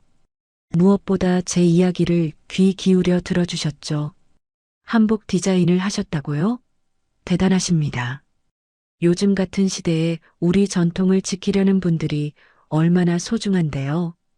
그의 칭찬에 저도 모르게 미소가 지어졌습니다. 차 한 잔을 마시는 동안 우리는 많은 이야기를 나눴어요. 그는 클래식 음악을 좋아했고 등산도 즐긴다고 했습니다. 저도 가끔 산에 올라가곤 했기에 공통점이 있었죠. 이정숙 선생님처럼 단정하고 고든 분은 처음 뵙네요. 그가 조심스럽게 건넨 말이었습니다. 얼굴이 화끈 달아올랐어요. 이 나이에도 누군가의 칭찬이 이렇게 부끄러울 줄 몰랐죠. 헤어질 때쯤 정혜원 씨가 물었습니다. 다음 주에 한 번 더 뵐 수 있을까요? 이번엔 제가 좋아하는 전시회에 같이 가시면 어떨까 해서요. 저는 잠시 망설였습니다. 하지만 그의 진지한 눈빛을 보니 거절할 수가 없었어요. 좋아요. 그럼 다음 주에 뵙죠. 집으로 돌아오는 길, 저는 이상한 기분이 들었습니다. 가슴 한쪽이 간지럽고 설렜어요. 10년 만에 처음 느껴보는 감정이었죠. 그날 밤 거울 앞에 서서 제 모습을 한참 들여다봤습니다. 주름진 얼굴, 흰 머리카락. 하지만 눈가에 미소가 걸려 있었어요. 이 사람이라면 마지막 인연일지도 몰라. 그렇게 생각하니까 조심스럽게 기대가 생겼습니다. 다음 주 전시회도 그 다음 주 산책도 즐거웠어요. 정혜원 씨는 늘 먼저 연락했고 약속 시간을 정확히 지켰습니다. 문을 열어주고 무거운 짐을 들어주는 배려도 잊지 않았죠. 2달쯤 지났을까요? 어느 날 저녁 정혜원 씨가 진지한 표정으로 말했습니다. 정숙 씨, 저는 당신과 함께 여생을 보내고 싶습니다. 결혼해 주시겠어요? 갑작스러운 청혼이었지만 제 대답은 정해져 있었어요. 네, 좋아요. 그의 손을 잡았을 때 10년간 잠들어 있던 제 마음이 다시 깨어나는 것 같았습니다. 이제 더 이상 혼자가 아니라는 안도감, 누군가와 함께 밥을 먹고 이야기를 나누고 웃을 수 있다는 기쁨. 저는 그날 정말 행복했습니다. 하지만 그때의 저는 몰랐어요. 이 따뜻해 보이는 남자 뒤에 어떤 그림자가 숨어 있는지, 그리고 그 그림자가 제 삶을 얼마나 깊이 파고들지. 아직은 그저 설레고 기쁘고 감사한 마음뿐이었습니다. 결혼식 날짜가 잡혔습니다. 3달 후였어요. 준비할 게 많지 않았죠. 저는 화려한 걸 원하지 않았고 정혜원 씨도 조촐하게 하자고 했습니다.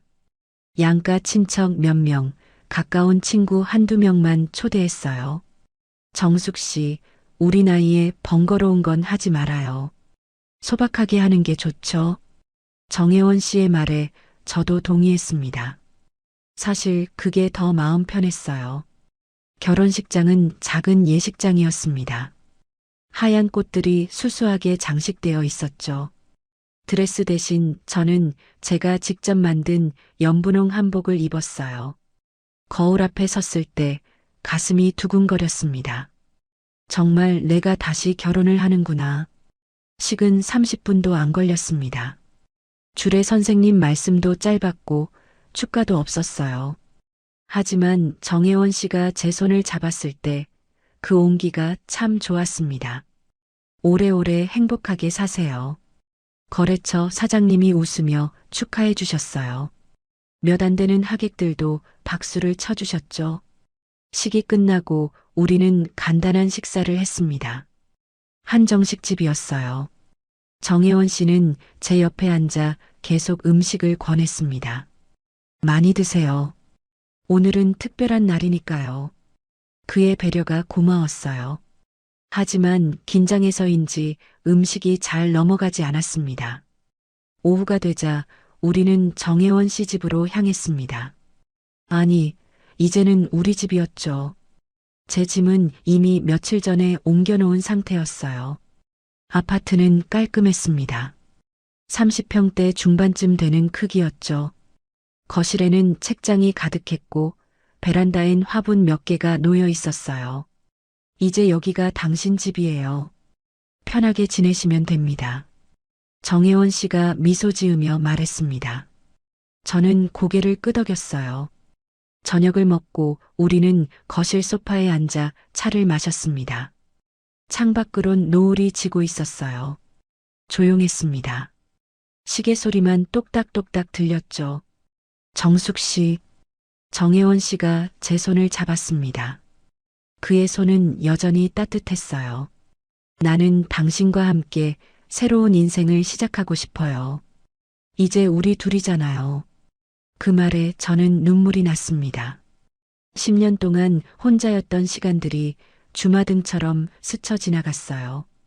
외로웠던 밤들, 아무도 없는 식탁, 혼자 켜고 끄던 불빛들. 저도 그래요. 목이 메어 제대로 말이 안 나왔습니다. 정혜원 씨는 제 어깨를 가만히 안아주었어요. 밤이 깊어졌습니다. 방으로 들어갈 시간이 됐죠. 긴장되더군요. 이 나이에도 첫날 밤이라는 게 어색하고 떨렸습니다. 침실은 단정했어요. 크림색 침대 커버, 작은 스탠드, 옷장. 창문 너머로 도시의 불빛이 보였습니다. 정숙 씨 앉으세요. 정혜원 씨가 침대 끝을 가리켰습니다. 저는 조심스럽게 앉았어요. 심장이 빠르게 뛰었죠. 정혜원 씨는 제 맞은편에 앉았습니다. 그리고 제 두 손을 잡았어요. 하지만 이상했습니다. 그의 표정이 조금 달라 보였거든요. 정숙 씨, 이건 의식이에요. 네, 의식이요? 갑자기 무슨 말인지 이해가 안 됐습니다. 처음은 늘 중요하죠. 우리 관계의 시작을 제대로 해야 해요. 그의 목소리는 차분했습니다. 너무 차분해서 오히려 이상했어요. 마치 회의 시간에 보고하듯 감정이 없었죠. 저는 그의 눈을 봤습니다. 그런데 그 눈빛이 따뜻하지 않았어요. 낮에 보던 그 부드러운 미소는 어디 갔는지 지금 정혜원 씨의 눈은 너무 차가웠습니다. 마치 저를 사랑하는 남편이 아니라 뭔가를 확인하려는 사람처럼 보였어요. 제 반응을 체크하듯 저를 관찰하듯 바라보고 있었습니다. 이해하시겠어요? 우리 관계에도 순서가 필요해요. 순서? 관계의 순서라니요? 저는 알 수 없는 불안감이 밀려왔습니다. 등골이 서늘해지더군요. 온몸에 소름이 쫙 돋았어요. 의식이라니. 사랑이 의식일 수 있나? 하지만 저는 아무 말도 못했습니다. 결혼 첫날 밤인데 이상하다고 말할 수도 없었죠. 혹시 제가 너무 예민한 건가 싶기도 했고요. 네, 알겠어요. 겨우 그렇게 대답했습니다. 정혜원 씨는 고개를 끄덕이며 미소 지었어요. 하지만 그 미소도 어딘가 이상했습니다. 입꼬리는 올라갔는데 눈은 웃지 않았거든요. 그날 밤은 길었습니다. 저는 계속 이불을 꼭 쥐고 있었어요. 정혜원 씨는 제 옆에서 곧 잠들었지만 저는 한참 동안 천장만 바라봤습니다. 왜 저렇게 말했을까? 의식이라니. 머릿속이 복잡했어요. 하지만 동시에 스스로를 다독였습니다. 첫날이라 긴장해서 그런 거겠지. 원래 남자들은 좀 서툴잖아. 내가 너무 민감한 거야. 그렇게 스스로를 설득하며 눈을 감았습니다. 하지만 잠은 쉽게 오지 않았어요. 창밖에선 바람 소리가 들렸습니다. 나뭇가지가 창문을 긁는 소리. 어둠 속에서 그 소리가 유난히 크게 들렸죠. 그때는 몰랐습니다. 이게 시작일 뿐이라는 걸. 정혜원 씨가 말한 의식이 단순한 표현이 아니었다는 걸. 그리고 그의 차가운 눈빛이 무엇을 의미하는지. 그날 밤 제 안에 작은 의심의 씨앗이 심어졌습니다. 아주 작아서 눈에 보이지도 않을 만큼. 하지만 그 씨앗은 곧 자라나기 시작할 것이었습니다. 결혼 2주가 지났습니다. 신혼생활에 적응하는 중이었어요. 정혜원 씨는 규칙적인 사람이었습니다. 아침 7시에 일어나서 간단히 스트레칭을 하고 7시 반에 아침 식사를 했죠. 저녁은 6시 반, 취침은 밤 10시. 모든 게 정확했어요. 처음엔 그게 나쁘지 않다고 생각했습니다.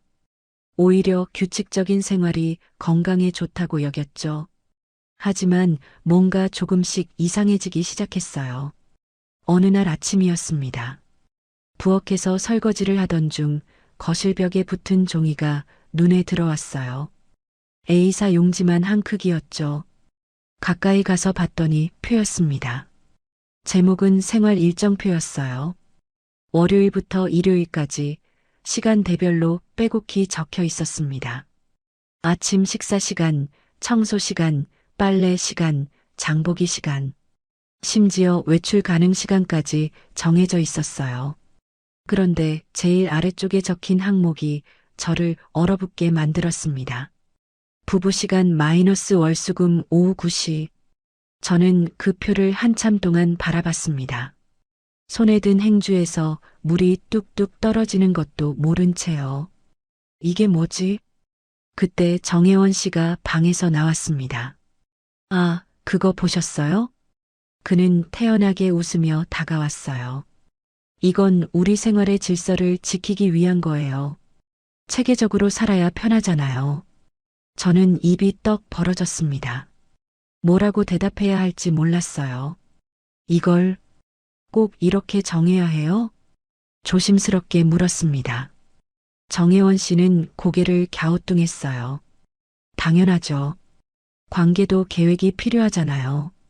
아무렇게나 살면 혼란스러워져요. 그의 목소리는 차분했습니다. 마치 너무나 당연한 걸 설명하듯 말했죠. 정숙 씨, 우리 나이에 건강이 제일 중요해요. 규칙적인 생활이 답입니다. 말은 맞는 것 같았어요. 하지만 가슴 한쪽이 답답했습니다. 그런데 이 부부 시간이라는 건, 아, 그거요? 우리 관계를 위한 시간이죠. 일주일에 3번 정도가 적당해요. 정혜원 씨는 마치 운동 스케줄을 설명하듯 담담하게 말했습니다. 저는 할 말을 잃었어요. 그날부터 일정표대로 생활이 시작됐습니다. 아침 7시에 일어나 식사 준비를 하고 8시에 함께 식사를 했어요. 오전엔 청소와 빨래, 오후엔 장보기나 개인 시간. 그런데 문제는 저녁이었습니다. 월요일, 수요일, 금요일 밤 9시가 되면 정혜원 씨가 거실 시계를 힐끗 보고 말했어요. 정숙 씨, 잠깐만요. 처음엔 그냥 잠깐인 줄 알았습니다. 하지만 그게 아니었어요. 잠깐만요는 신호였죠. 정해진 시간이 됐다는. 그리고 끝나면 정혜원 씨는 책상으로 가서 달력에 작은 체크 표시를 했습니다. 연필로 또박또박 표시를 하더군요.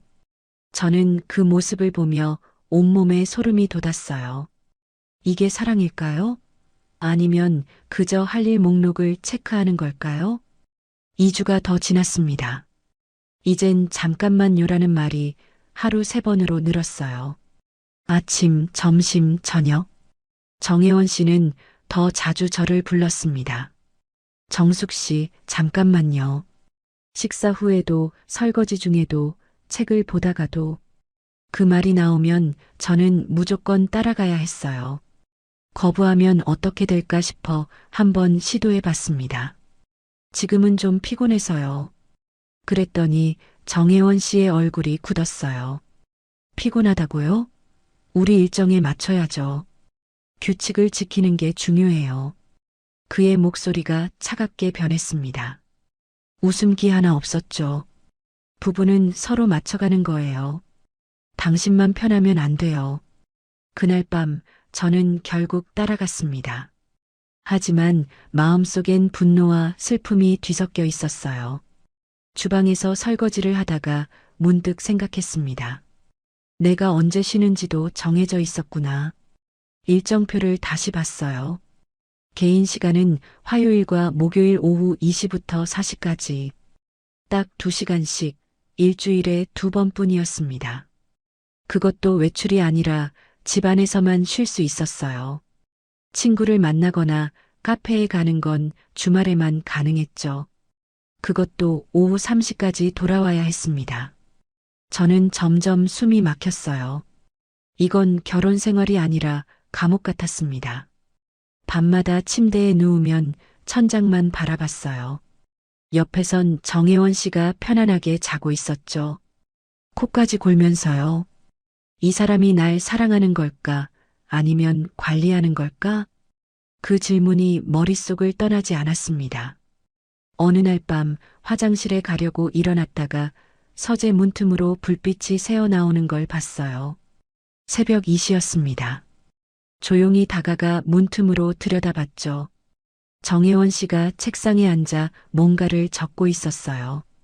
자세히 보니 노트였습니다. 그는 날짜별로 뭔가를 빼곡히 기록하고 있었죠. 제 이름도 보였어요. 이정숙 마이너스 월요일 9시 15분, 수능적. 수요일 9시 20분, 약간 저항. 금요일. 저는 손으로 입을 막았습니다. 비명이 나올 것 같았거든요. 정혜원 씨는 저를 기록하고 있었습니다. 제 반응을, 제 태도를, 제 모든 것을 마치 실험 일지처럼 적고 있었어요. 그 순간 깨달았습니다. 이 사람에게 저는 사랑하는 아내가 아니었어요. 그저 관리해야 할 대상이었죠. 통제해야 할 존재였습니다. 저는 조용히 화장실로 갔습니다. 변기 뚜껑을 닫고 그 위에 주저앉았어요. 온몸이 떨렸습니다. 어떡하지? 이걸 어떻게 해야 하지? 하지만 답은 나오지 않았습니다. 결혼한 지 한 달밖에 안 됐는데 벌써 이혼을 생각할 순 없었어요. 사람들이 뭐라고 할지도 두려웠고요. 그래서 저는 계속 참았습니다. 일정표대로 살았고 잠깐만요라는 말에 따라갔어요. 달력엔 체크 표시가 늘어갔고 노트엔 제 기록이 쌓여갔습니다. 하지만 제 안에 무언가가 조금씩 죽어가고 있었어요. 한 달이 더 지나자 몸에 이상이 오기 시작했습니다. 허리가 아팠어요. 처음엔 그냥 뻐근한 정도였는데 점점 심해졌죠. 아침에 일어날 때마다 허리를 펴기가 힘들었습니다. 정숙 씨, 괜찮아요? 표정이 안 좋은데. 정혜원 씨가 물었지만 저는 고개를 저었어요. 아니에요. 괜찮아요. 하지만 괜찮지 않았습니다. 설거지를 하다가도 허리가 끊어질 것 같았고 청소할 때도 몸을 구부릴 수가 없었어요. 스트레스 때문이었죠. 긴장된 생활, 통제당하는 일상, 숨 쉴 틈 없는 규칙들. 그게 모두 몸으로 왔습니다. 결국 병원에 갔어요. 의사 선생님은 허리 디스크 초기 단계라고 했습니다. 스트레스 관리를 잘하셔야 해요. 물리치료도 받으시고 푹 쉬는 게 좋겠습니다. 집에 돌아와 정혜원 씨에게 말했죠. 허리 치료를 받아야 한대요. 잠시 요양원에 입원하려고요. 요양원이요? 집에서 쉬면 되잖아요. 아니에요. 제대로 치료받고 싶어요. 제 목소리가 단호했습니다. 정혜원 씨는 잠시 저를 바라보더니 고개를 끄덕였어요. 그래요. 그럼 빨리 나으세요. 일주일 후 저는 강남에 있는 한 요양원에 입원했습니다. 조용한 곳이었어요.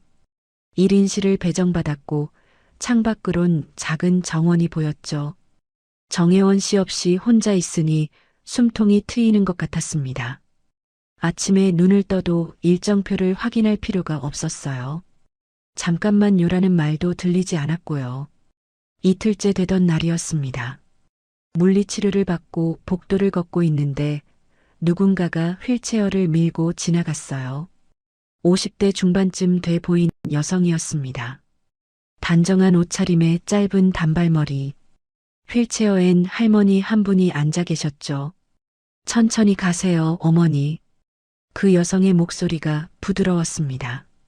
저는 무심코 그분들을 바라봤어요. 그런데 그 여성이 저를 보더니 멈춰 섰습니다. 그리고 저를 한참 쳐다봤어요. 혹시 이정숙 씨 아니세요? 깜짝 놀랐습니다. 네, 저를 어떻게... 아, 죄송해요. 제가 실례를 했네요. 그 여성이 미소 지었습니다. 하지만 그 미소가 어딘가 슬퍼 보였어요. 저는 한미경이라고 해요. 여기서 어머니를 돌보고 있죠. 아, 네. 안녕하세요. 저는 이정숙이고요. 허리 치료 때문에 왔어요. 간단히 인사를 나눴습니다. 그런데 한미경 씨가 다시 말했어요. 남편분이 정혜원 씨죠? 저는 온몸이 얼어붙었습니다. 어떻게 제 남편 이름을 알죠? 어떻게 아세요? 제 목소리가 떨렸습니다. 한미경 씨는 잠시 망설이더니 조용히 말했어요. 그냥 알아요. 들은 적이 있어서요. 들었다고요? 어디서요? 지금은 말씀드리기 어려워요. 하지만 한 가지만 말씀드릴게요. 한미경 씨가 제 손을 잡았습니다. 그 손이 차가웠어요. 그 사람 아직도 그대로군요. 무슨 말씀이세요? 조심하세요, 이정숙 씨. 그 사람은... 한미경 씨가 말을 잇지 못했습니다. 그때 휠체어의 할머니가 뭔가 중얼거렸어요. 아, 어머니. 금방 갈게요. 한미경 씨는 황급히 휠체어를 밀고 갔습니다. 저는 그 자리에 멍하니 서 있었어요. 그 사람을 어떻게 알지? 그대로라니 무슨 뜻이지? 머릿속이 복잡했습니다. 가슴이 두근거렸고 뭔가 불안한 예감이 들었어요. 그날 밤 잠을 이룰 수가 없었습니다. 한미경 씨의 말이 계속 맴돌았죠. 다음 날 아침 일찍 일어나 복도를 서성였어요. 한미경 씨를 다시 만나고 싶었습니다. 더 자세한 이야기를 듣고 싶었죠. 하지만 복도에도 정원에도 식당에도 없었어요. 간호사에게 물었습니다. 혹시 한미경 씨 보셨어요? 휠체어 타신 어머니 모시는 분이요. 아, 그분이요? 어제 퇴원하셨어요. 어머니 상태가 좋아지셔서 집으로 가셨다고 하더라고요. 퇴원이요? 어제요? 네, 저녁에 급하게 나가셨어요. 저는 허탈했습니다. 왜 아무 말도 안 하고 가신 걸까요? 방으로 돌아와 침대에 앉았어요. 창밖을 멍하니 바라보고 있는데 문득 탁자 위에 뭔가 놓여 있는 게 보였습니다. 어제는 없었던 건데요. 흰 봉투였어요. 가까이 가서 봤더니 제 이름이 적혀 있었습니다. 이정숙 씨에게라고. 손이 떨렸습니다. 조심스럽게 봉투를 열었어요. 안에는 사진 한 장이 들어 있었습니다. 반으로 찢어진 사진이었죠. 흑백 사진이었어요. 젊은 시절의 정혜원 씨가 보였습니다. 30대 초반쯤 돼 보였죠. 그 옆에 한 여인이 서 있었어요. 한복을 입은 여성이었습니다. 미소 짓고 있었고 정혜원 씨 팔짱을 끼고 있었어요. 사진 가장자리가 찢어져 있었습니다. 누군가 일부러 찢은 것 같았어요. 저는 사진을 뒤집어 봤습니다. 뒷면에 글씨가 적혀 있었죠. 낡은 펜으로 쓴 것 같았어요. 글씨가 떨려 있었습니다. 그 사람을 믿지 마세요. 딱 그 한 줄이었습니다. 저는 사진을 꽉 쥐었어요. 손에서 땀이 났습니다. 가슴이 서늘해지더군요. 이 여자는 누구지? 한미경 씨가 왜 이걸 남긴 거지? 사진 속 여인을 다시 봤습니다. 자세히 보니 한미경 씨와 닮은 것 같기도 했어요. 아니, 같은 사람일 수도 있었습니다. 젊었을 때의 한미경 씨가 아닐까요? 그렇다면 한미경 씨는 정혜원 씨를 알았던 게 아니라 함께 사진을 찍을 정도로 가까웠던 사이였다는 뜻이었습니다. 전 부인인가? 아니면 연인이었나? 질문들이 꼬리에 꼬리를 물었어요. 그날 오후 저는 요양원 원무과에 전화했습니다. 혹시 한미경 씨 연락처 알 수 있을까요? 죄송합니다. 개인정보라서 알려드릴 수가 없어요. 그럼 주소라도. 그것도 어렵습니다. 양해 부탁드려요. 전화를 끊고 한숨을 쉬었습니다. 막막했어요. 저녁이 됐습니다. 정혜원 씨가 면회를 왔어요. 좀 나아졌어요? 네, 괜찮아요. 저는 태어난 척 했습니다. 하지만 마음속으론 정혜원 씨를 관찰했어요. 이 사람이 숨기고 있는 게 뭘까? 한미경 씨는 누구지? 정혜원 씨는 평소처럼 담담했습니다. 과일을 깎아주고 이런저런 이야기를 했죠. 일정표대로 생활하고 있어요. 당신 없으니 좀 불편하지만요. 그 말에 제 가슴이 철렁했습니다. 일정표? 그 끔찍한 통제의 상징. 곧 퇴원할 거예요. 그래요. 빨리 집으로 와요. 정혜원 씨가 웃었습니다. 하지만 저는 그 웃음이 이제 무섭게 느껴졌어요. 면회가 끝나고 정혜원 씨가 돌아갔습니다. 저는 다시 사진을 꺼내봤어요.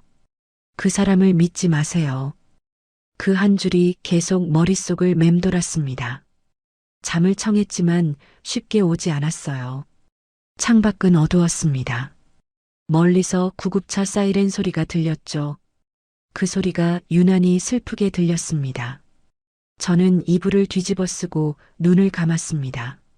하지만 머릿속엔 온통 의문뿐이었어요. 한미경 씨는 누구일까? 왜 경고를 남긴 걸까? 정혜원 씨는 과거에 무슨 일을 한 걸까? 답을 찾아야 했습니다. 이대로 돌아갈 순 없었어요. 일주일 후 퇴원했습니다. 허리는 많이 나아졌지만 마음은 더 무거웠어요. 집에 돌아오니 정혜원 씨가 현관에서 기다리고 있었습니다. 다 나았어요? 이제 다시 우리 일정대로 생활하면 되겠네요. 그 말에 저는 아무 대답도 하지 못했어요. 일정표? 그 단어만 들어도 숨이 막혔습니다. 짐을 풀고 방에 들어갔습니다. 모든 게 제자리에 있었어요. 침대, 옷장, 책상. 하나도 바뀌지 않았죠.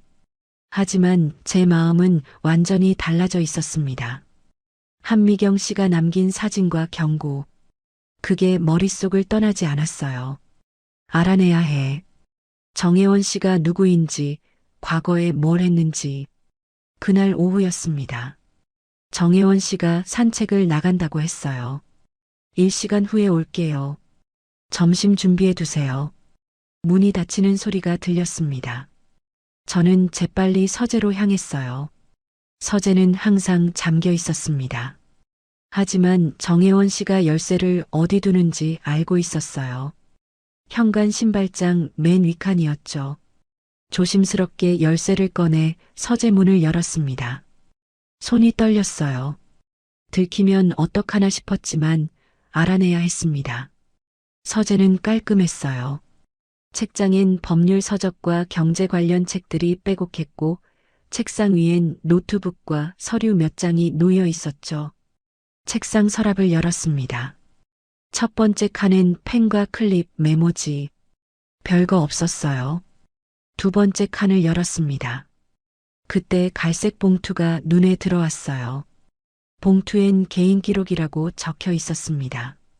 테이프로 봉인돼 있었죠. 망설였습니다. 하지만 한미경 씨의 얼굴이 떠올랐어요.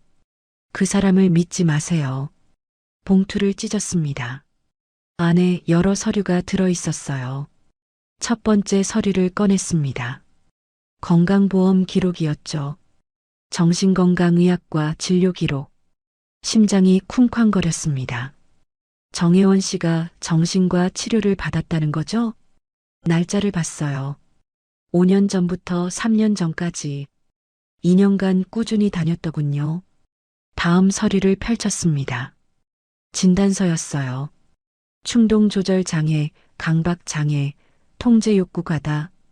글씨가 눈에 들어오는 순간 온몸에 소름이 돋았습니다. 통제욕구, 바로 제가 지금 겪고 있는 거였어요. 일정표, 규칙, 잠깐만요라는 명령. 모든 게 설명됐습니다. 다음 서류를 꺼냈어요. 이혼 서류였습니다. 이혼 확정 판결문. 날짜는 4년 전이었죠. 정혜원 씨가 이혼을 했다는 건 알고 있었어요. 하지만 구체적인 내용은 몰랐습니다. 판결문을 읽었습니다. 원고 김는피고 정혜원의 지속적인 통제와 감시로 인해 심각한 정신적 고통을 받았으며 이름이 검은 마커로 지워져 있었어요. 하지만 김씨 성을 가진 여자였다는 건 알 수 있었죠. 반복적인 일상 통제, 외출 제한, 사생활 침해 등으로 제가 지금 겪는 것과 똑같았습니다. 아니, 제 상황은 더 심했어요. 손이 떨렸습니다. 서류가 바닥에 떨어질 뻔했죠. 전 부인도 나처럼 당했구나. 그래서 이혼한 거야. 그때 더 충격적인 서류가 나왔습니다. 고 김의 사망진단서 라는 글자가 보였어요. 돌아가셨다는 뜻이었죠. 사망 원일란을 봤습니다. 급성 심근경색. 저는 입을 손으로 막았어요. 비명이 나올 것 같았습니다. 전 부인이 돌아가셨다는 거였어요. 그것도 이혼 후 1년 만에. 그 나이에 심장마비라니요. 스트레스 때문이었을 거예요. 정혜원 씨 때문에. 그래서 한미경 씨가 경고한 거구나. 한미경.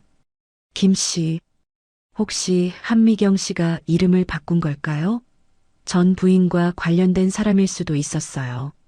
서류를 다시 넣으려는데 현관문이 열리는 소리가 들렸습니다. 벌써? 아직 1시간도 안 됐는데. 급하게 서류를 봉투에 집어넣었어요. 하지만 손이 떨려서 제대로 안 들어갔습니다. 발소리가 복도로 들어왔습니다. 점점 가까워졌어요. 서랍을 닫으려는데 봉투가 삐져나와 있었습니다. 테이프도 찢어진 상태였고요. 정숙 씨? 정혜원 씨 목소리였습니다. 서재 쪽으로 오고 있었어요. 저는 봉투를 억지로 밀어넣고 서랍을 닫았습니다. 그리고 책장 앞으로 재빨리 이동했죠. 문이 열렸습니다. 여기서 뭐해요? 정혜원 씨가 문간에 서 있었습니다. 표정이 굳어 있었어요. 아, 책 좀 찾고 있었어요. 한복 디자인 관련 책 있나 해서요. 목소리가 떨렸습니다. 들킬까봐 겁났어요. 정혜원 씨는 저를 한참 바라봤습니다. 눈빛이 차가웠어요. 서재는 내 공간이에요. 들어오려면 허락을 받아야죠. 죄송해요. 몰랐어요. 문이 잠겨 있었는데 어떻게 들어왔어요? 숨이 멎는 것 같았습니다. 문이 열려 있었어요. 거짓말이었습니다. 하지만 달리 변명할 방법이 없었어요. 정혜원 씨는 책상 쪽으로 걸어갔습니다. 서랍을 열었어요. 제 심장이 터질 듯 뛰었습니다. 들켰다. 봉투가 찢어진 걸 볼 거야. 하지만 정혜원 씨는 서랍을 대충 보고는 닫았습니다. 나가세요. 점심 준비는 안 하고 뭐 하는 거예요? 차갑게 말했습니다. 저는 고개를 숙이고 서재를 나왔어요. 부엌으로 가는 동안 다리가 후들거렸습니다.